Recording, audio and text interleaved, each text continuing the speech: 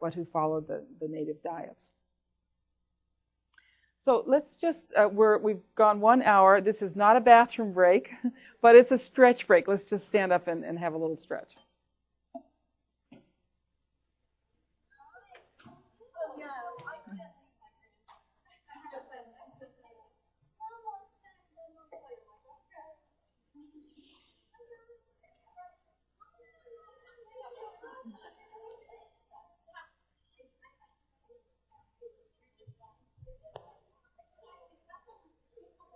Thank you.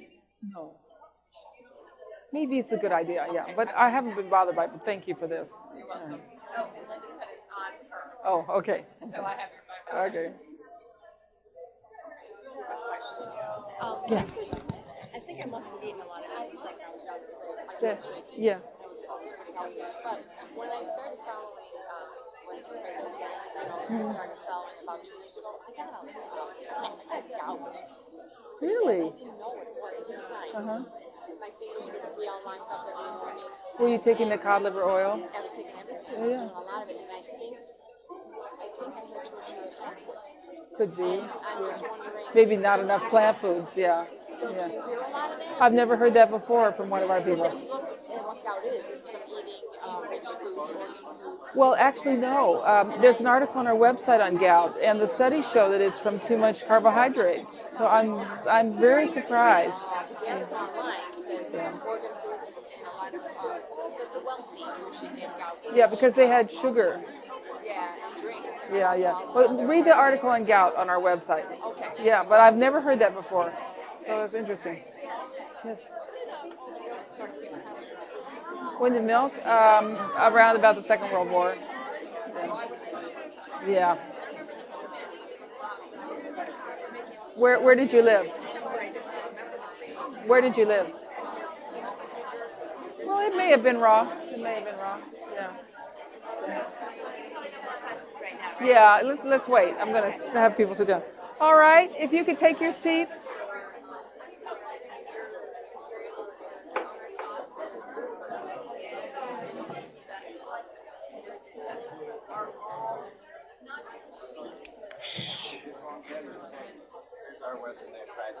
Oh, isn't she gorgeous? Yeah.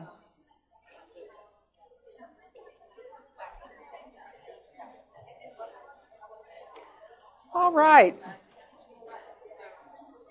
Shh. One thing we notice, and we always warn the hotels where we have our conferences, our groups are very talkative.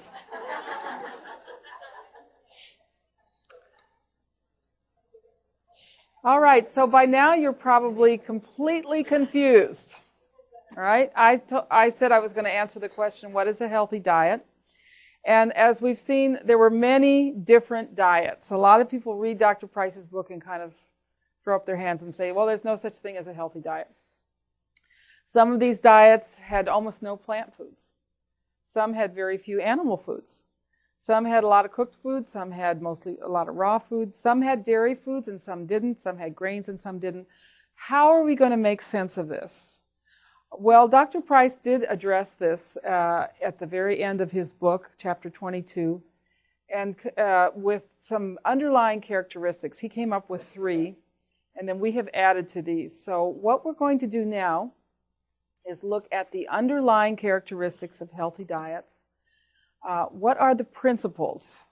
And then once you understand the principles, you can eat a diet that conforms to your lifestyle, to how much time you have, to how much you can afford, to what's available to you, and most importantly, to what your children will actually eat.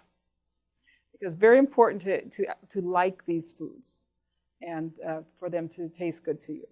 So what we're going to do now is look at 11 characteristics of healthy traditional diets. That will take us to the middle of the afternoon.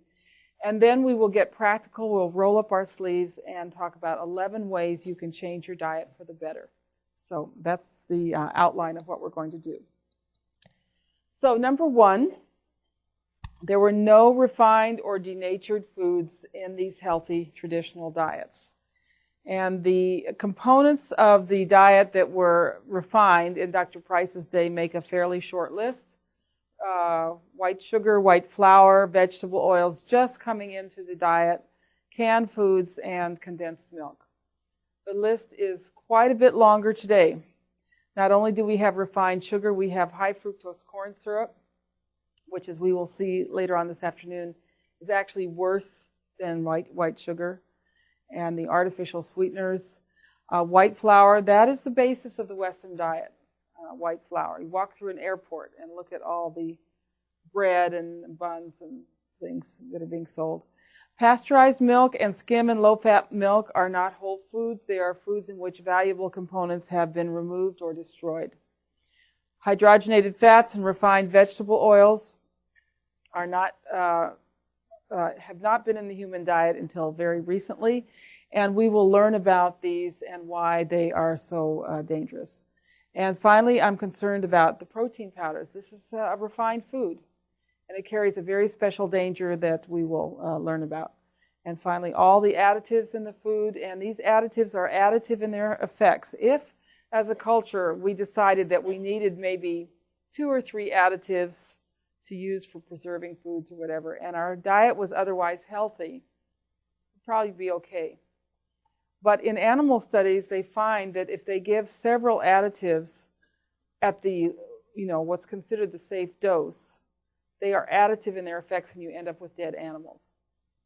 So that's what we're seeing in our food. So one of Dr. Price's most famous sayings was, "Life in its fullness is Mother Nature obeyed." And once again, Dr. Price was so different from the scientists of his day and even of our day. The scientists of today believes that what's here in nature got here by chance and was, very long evolution, and there might be mistakes out there, and they're going to fix them. The scientists are going to fix those mistakes, like this mistake that milk has fat in it. They're going to fix that. Okay. This mistake that pests can eat crops, so they're going to genetically engineer those crops and fix it. That's a mistake. I've actually heard people say, "Oh, we've learned to outsmart Mother Nature." And you know what? Mother Nature bats last, and Mother Nature always gets her revenge. And so this is why, and Dr. Price understood this. We live embedded in nature.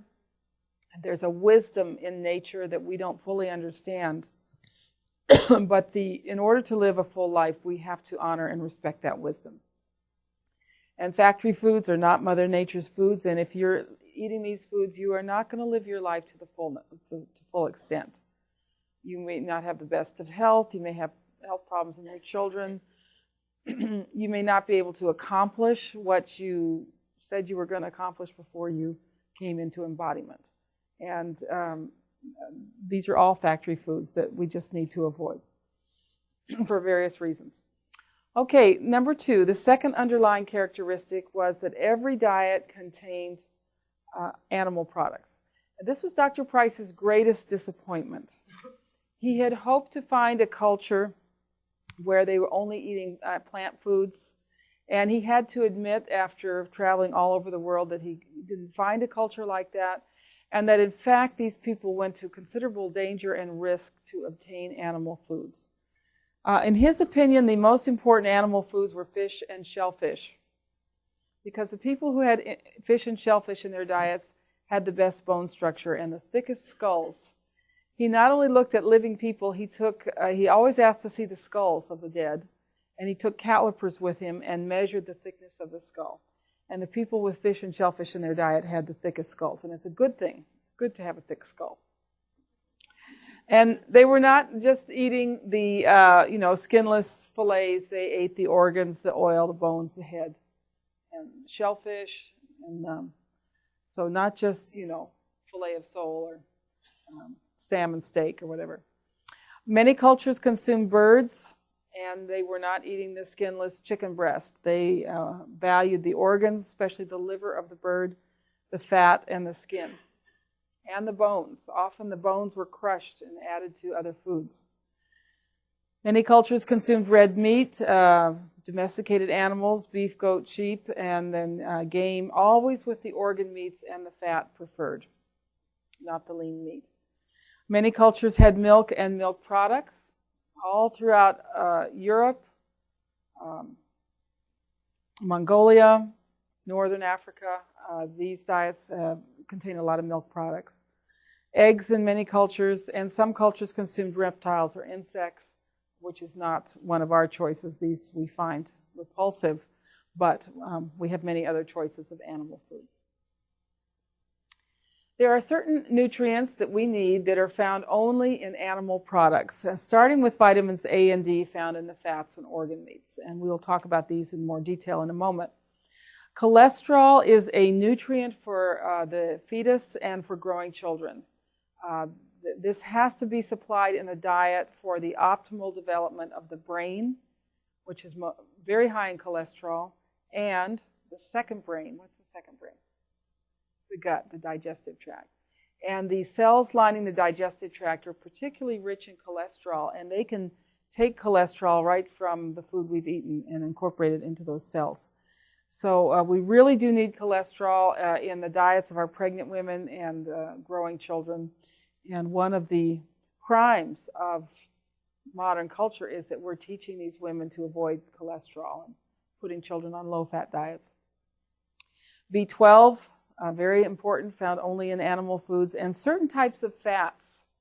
Arachidonic acid, and especially these two, EPA and DHA, especially the DHA. These are critical for many functions in the body: brain function, healthy skin, healthy gut, and they are found almost exclusively in animal foods.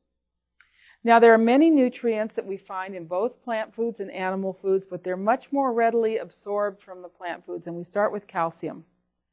There's lots of calcium in plant foods, but it's in a form that's bound up, that's chelated, and your body actually has to work to get the calcium out of plant foods. It has to expend a lot of energy on enzymes and vitamins to extract that calcium.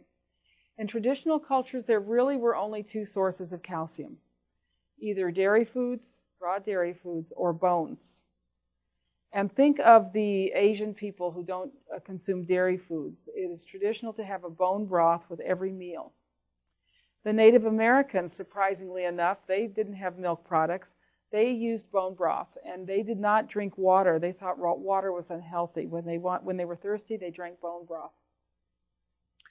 B6, magnesium, iron, zinc, and copper, once again, very important vitamins and minerals that are much more available from the animal foods. One of the easiest ways to become deficient in zinc is to eat a vegan diet. It's very hard to get zinc from plant foods. B12 is a very important vitamin. We associate B12 deficiency with anemia, but the early signs of B12 deficiency are neurological, including fatigue, tingling in the hands and feet, sleep disorders, and a tendency to irrational anger. Someone who is flying off the handle all the time. This is a person who may be deficient in B12. People are very mellow, get along, go with the flow. These tend to be people who have good B12 status. More serious psychiatric disorders associated with B12 deficiency include depression, obsessive compulsive behavior, manic depression, and dementia. 95% of the people in our mental institutions are very deficient in B12. And finally, we associate it with chronic diseases like multiple sclerosis, anemia, cancer, and heart disease. B12 is found only in animal products. Now, there are claims that you can get B12 from blue-green algae or fermented soy food. And what you see on testing these foods is something that looks like B12, but it actually blocks the uptake of the true B12. So you can become actually more deficient in B12 by eating these foods. The absorption of B12 is very difficult. It has to be bound to a protein. And that protein is called the intrinsic factor. It's secreted by the same cells in the stomach that secrete hydrochloric acid. So if you're deficient in hydrochloric acid, you may end up being deficient in B12. Those most likely to be deficient are vegetarians and the elderly. For vegetarians who are getting their B12 from dairy